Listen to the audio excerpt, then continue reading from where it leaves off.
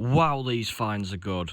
But due to ongoing issues with the police, and I'm assuming SWAT Security's reported me, I will not be returning back. So please enjoy the final episode of SWAT Security Reborn.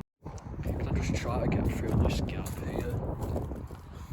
Let me just try that. Advantages of being small. Let's see how far this takes me. My phone's at 2%, so I can't do it, my balls hurt.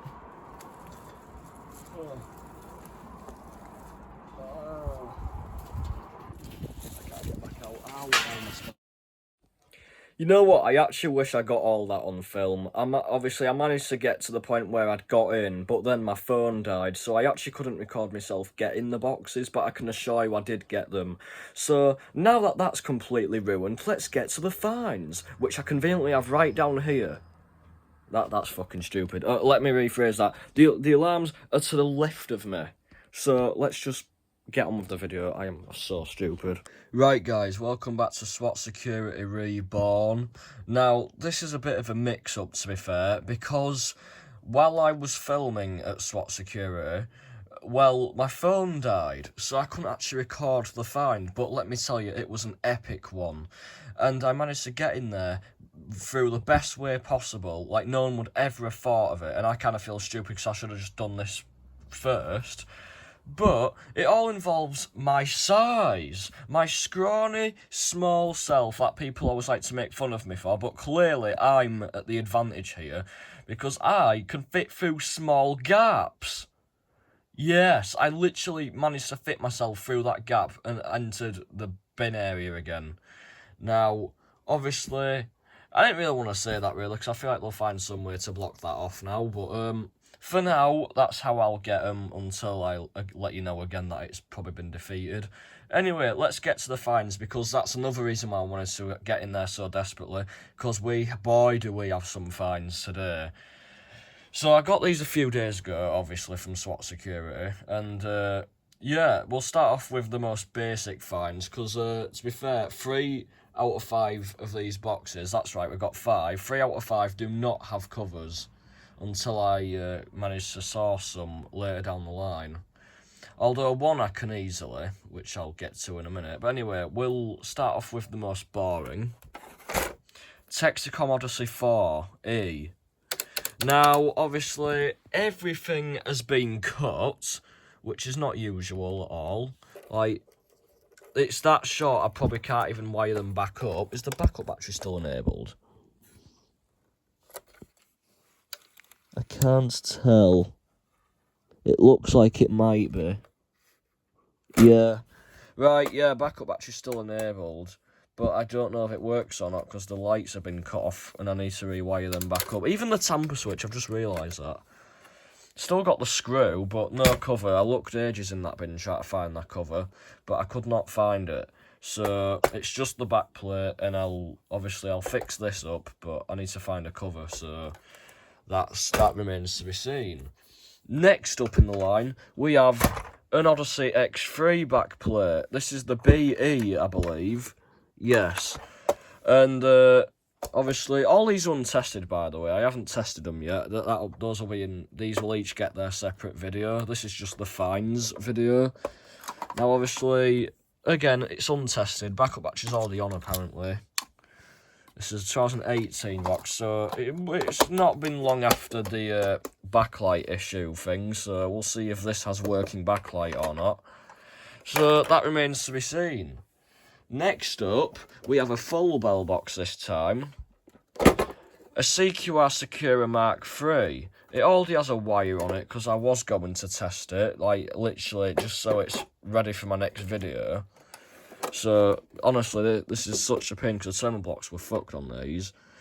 Now, the logo's faded, and it's the only full bell box here besides another one, which obviously we'll save best till last. Now, the LEDs are actually here instead of on the bottom. And the NiCad battery is puny in this thing. I think it's the 6-volt version, because they usually have 7.2-volt batteries in here. But, yeah, there we are. It's actually not in too bad condition, to be fair. Open it up. Yeah, there we go. Now we're showing some wear here. Again, there's your tamper switch. Yeah, those terminal locks were seized, so I had to connect the red wire to the resistor cable. How fucking safe is that? But, like, this is the smallest CQR Secura battery I've ever seen. I've tried to rewire that back up, by the way, just so it can save myself some time, because this was cut off as well. So the backup battery may work in this thing, which will save me a lot of time. Now, we get into the really old finds. Now, the next box you'll be thinking, nah, this is just the same box, although it's a version I don't have yet.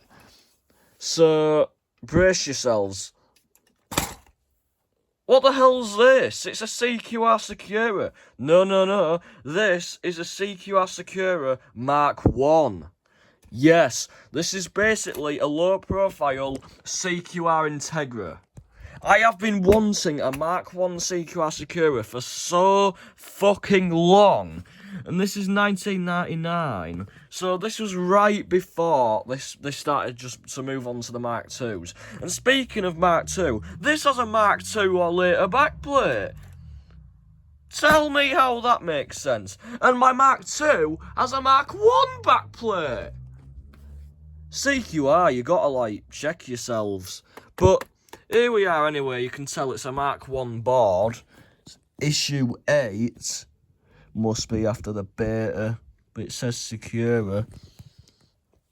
And, yeah, I've been wanting one for so long. It appears the tamper switch is lodged in. Like, I swear these earlier CQR bell boxes were always so prone. Like, look at that.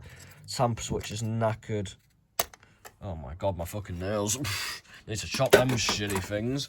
Right, now we're on to the last bell box. The one that I mainly went in there for. And it was going to be the only one I was going to get. Because, you know, well, it's one I don't have, and I'm so glad I did. Introducing the CQR Type C vented bell box with bloody xenon strobe on the bloody thing. The screw is so rusted though, I cannot get that open, which unfortunately means I can't show you the inside unless I like take a crowbar to the thing or something. But this thing is so insanely heavy because to make my life even better, this thing has a bell. Now the disadvantage of that is literally when I was walking home from SWAT security, I was fucking dying pretty much. This thing was so heavy, my arms literally felt like they were going to fall off. Like imagine walking a mile and a half with a fucking heavy ass bell box, especially considering the size. But here it is anyway. It's I can't wait to restore the logo on this. Unfortunately, I can't get inside it, as previously mentioned. Backplate's damaged. You can see the bell though. See if you can kind of hear it. It's got rust on it though. There's wires. Loads of wires. Holy crap. Tamper switch on the back, the rear, and you've got screw tamper there. See, look, that screw is ruined. It's like every single vintage bell box I get has ruined screws.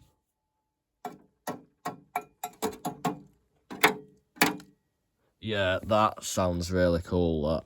I can tell that is going to be a good show, as that. So, this has got to be one of the best SWAT security finds I've seen in a very long time. So, sorry. Stay tuned for, obviously, these upcoming videos on these bell boxes, and I'll see you in the next video. Peace.